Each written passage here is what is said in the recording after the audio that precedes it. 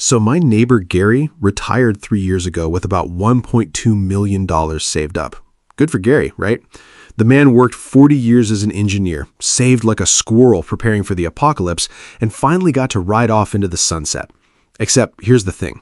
Gary is about to hand the IRS roughly $200,000 more than he needs to over the course of his retirement.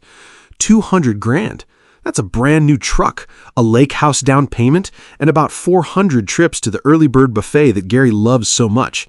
And the wild part? Gary did nothing wrong. He just didn't know what the smart retirees know. Because here's a truth you don't know when you're stuffing money into your 401k. Saving for retirement and keeping your retirement money are two completely different skill sets. It's like training your whole life to run a marathon and then realizing the race is actually a swimming competition.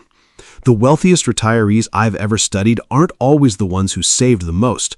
They're the ones who understood that taxes don't retire when you do. In fact, taxes show up to your retirement party, eat all the good snacks, and try to leave with your wallet. So today, I'm walking you through the simple, completely legal tax strategies that smart retirees use to save serious money. No accounting degree required, no shady offshore islands, just stuff that works. Stick around to strategy number 5, because that one lets some of you legally pay zero tax on your investment gains, and most people have no idea it's even possible. Let's get into it. Now, before we dive in, let me say the quiet part out loud. I am not your financial advisor. I'm a guy on the internet who spent an unhealthy amount of time reading tax codes so you don't have to. Think of me as the friend who actually read the manual before assembling the IKEA furniture.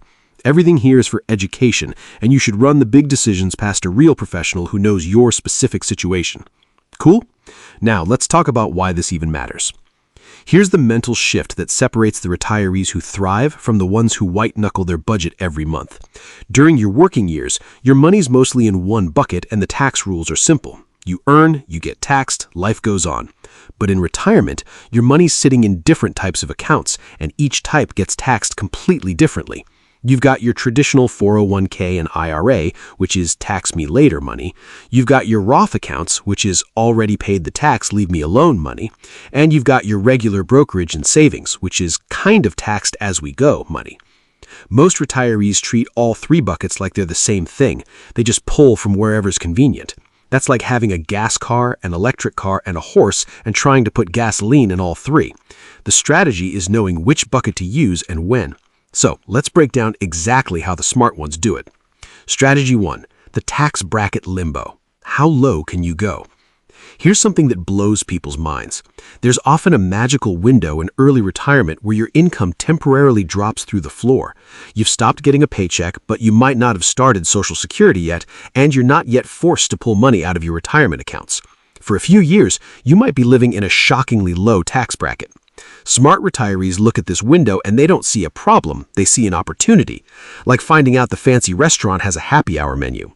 The federal tax system is built in brackets, which is just a fancy way of saying the first chunk of your income gets taxed at a low rate, then the next chunk gets taxed a little higher, and so on.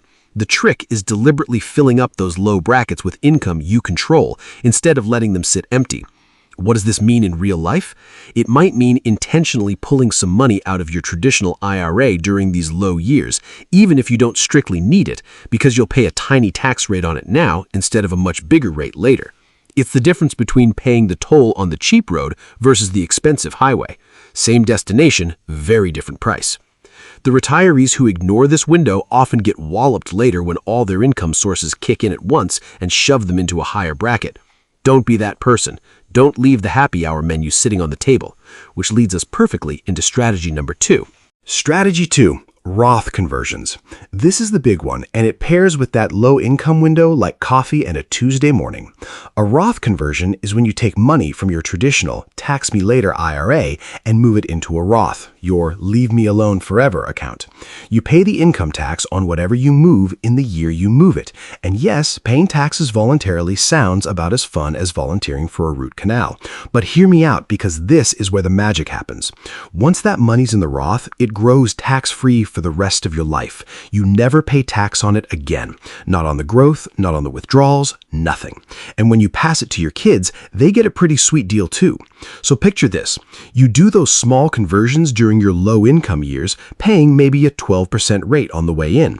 Compare that to leaving it in the traditional account where you might be pulling it out at a 22 or 24% rate years down the road. You essentially bought your tax bill at a discount. You front-ran your own future. The retirees who master this treat their early retirement years like a tax sale. Everything must go, but on their terms. They're not converting everything at once because that would spike their income and defeat the purpose. They're doing it in calculated, bracket-aware chunks. Slow and steady. The mistake people make? They wait. They figure they'll deal with it later, and then later arrives with a bill that makes Gary's $200,000 look like a warm-up. Strategy 3. Tax-efficient withdrawal order. This sounds boring, I know, but this one's quietly worth a fortune, so don't you dare click away. Remember those 3 buckets? Taxable, tax-deferred, and tax-free? The order in which you drain them matters enormously. Most retirees do it backwards on pure instinct. The common instinct is to spend the taxable brokerage account first because it feels safe, then the traditional IRA, and save the Roth for last. And honestly, that conventional order isn't crazy. Spending taxable money first while letting your tax-advantaged accounts keep growing has real logic to it. But the smart retirees don't follow a rigid rule. They play it like a chess game. In a low-income year, they might lean on the traditional IRA to fill up those cheap tax brackets. In a high-income year, they might pull from the Roth so they don't tip into a higher bracket. They're constantly asking, what's the cheapest dollar I can spend this year? Think of it like a buffet where the prices change depending on what's already on your plate. The pros are reading the room every single year, not just grabbing whatever's closest. That flexibility is the whole point. A withdrawal strategy that just runs on autopilot is leaving money on the table. And in retirement, every dollar you don't lose to taxes is a dollar that keeps working for you. Strategy 4. Social Security timing and the Turpedo. Yes, that's its real name. Whoever named it clearly wanted you to be scared, and honestly, fair enough. Here's the deal. A lot of people don't realize that your Social Security benefits can actually be taxed. Up to 85% of your benefit can be subject to income tax, depending on how much other income you have coming in. So that I paid into it my whole life money, the government would like another nibble, please. The Turpedo happens in a sneaky zone where every extra dollar of regular income you earn suddenly causes more of your Social Security to become taxable, all at once. It creates these moments where your effective tax rate spikes way higher than your actual bracket suggests. It's like the tax code set a little trap and labeled it free cheese. So what do the smart retirees do? This is exactly why they obsess over the timing of everything. They coordinate when they start Social Security with all those other moves we talked about. Many of them deliberately do their Roth conversions and bigger IRA withdrawals before they turn on Social Security, so they're not stacking income on top of income and triggering the Turpedo. Delaying Social Security can also boost your monthly benefits substantially, which is its own conversation, but the tax angle is the part everybody sleeps on. Coordinating these pieces is the difference between a smooth ride and getting torpedoed, and nobody wants to get torpedoed. Strategy 5. Tax gain and tax loss harvesting. This is the one I told you to stick around for, so I hope you've got your Notes app open. And it's really 2 moves in one, a matched set, like salt and pepper for your tax bill. Let's start with the happy one. What's your favorite number? Because mine is 0, specifically when it's sitting right next to the word tax. Here's the thing almost nobody knows.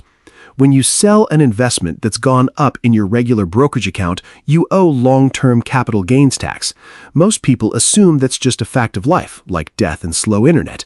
But the capital gains system has its own brackets, and the very first one is a glorious, beautiful 0%. Not low, not discounted, nothing. If your taxable income in a given year is below a certain threshold, you can sell appreciated investments and pay absolutely nothing on the gains. And remember those low-income years? That magical window before Social Security and RMDs kick in? That's exactly when this works.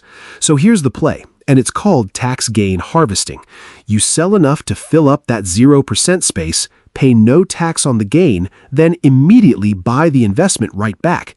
Now your cost basis, the number the IRS uses to measure future gains, gets reset higher. You've potentially reduced a chunk of future tax liability without paying tax on those gains today. Poof, gone. Now flip it over, because the market doesn't always go up. When some of your investments are down, that's where tax loss harvesting comes in. You sell the loser, lock in the loss on paper, and that loss offsets gains elsewhere or even shaves a bit off your regular income. Then you buy something similar to stay invested. You turned a bad day in the market into a tax discount, which is about the only good thing a down market ever did for anybody. Just watch the wash sale rule. If you sell at a loss and rebuild the exact same position too quickly, the IRS disallows it. So buy something similar, not identical, and wait out the window. Put together, these two are a year-round toolkit. Up years, harvest gains tax-free. Down years, harvest losses to bank against future bills. The retirees who master this are basically creating recurring tax advantage no matter what the market does. The mistake people make? They never look. They assume every gain gets taxed and every loss is just a loss. That's why this one's the sleeper, hiding in plain sight, and the folks who use it look like absolute geniuses come tax time. Strategy 6. The RMD Tax Trap. Now we need to talk about the thing all of this has been quietly building towards, required minimum distributions, or RMDs. Here's the cruel joke of the traditional retirement account. For decades, the government lets your money grow without taxing it. Feels generous, right? But eventually, Uncle Sam taps you on the shoulder and says, "Time's up, start withdrawing because I want my cut and I want it now."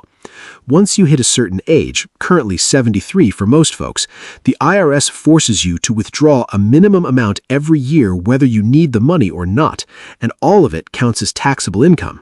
If you've got a big traditional IRA, these forced withdrawals can be massive enough to launch you into a higher bracket, trigger that Social Security torpedo, and even jack up your Medicare premiums. It's a chain reaction of pain.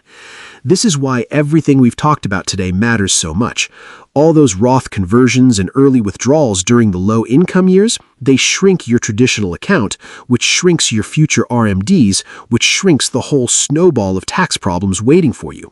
You're basically diffusing the bomb years before it goes off. The retirees who get blindsided are the ones who never touched their traditional account in those quiet early years. They let it grow and grow, feeling great about that big balance, right up until age 73 when the IRS turns the forced withdrawal faucet on full blast and the tax bill arrives. The smart ones saw it coming a decade out and started chipping away early. Same money, wildly different outcome. Now, since you've made it this far, let me hit you with a few quick bonus moves the smart ones use. First, mind your Medicare. There's a thing called an IRMA, which is a surcharge on your Medicare premiums if your income climbs too high. And it works on a cliff, meaning going $1 over a threshold can cost you hundreds more per month. The pros keep one eye on these income thresholds the same way you'd watch your speedometer in a speed trap town. Second, if you're still earning a little side income in retirement, and a lot of people are these days, a health savings account can be a quiet powerhouse. It's one of the only accounts that's triple tax advantaged. Money goes in untaxed, grows untaxed, and comes out untaxed for medical expenses. And believe me, in retirement, medical expenses are not exactly rare. And lastly, where you live matters. Some states tax retirement income heavily, some don't tax it at all.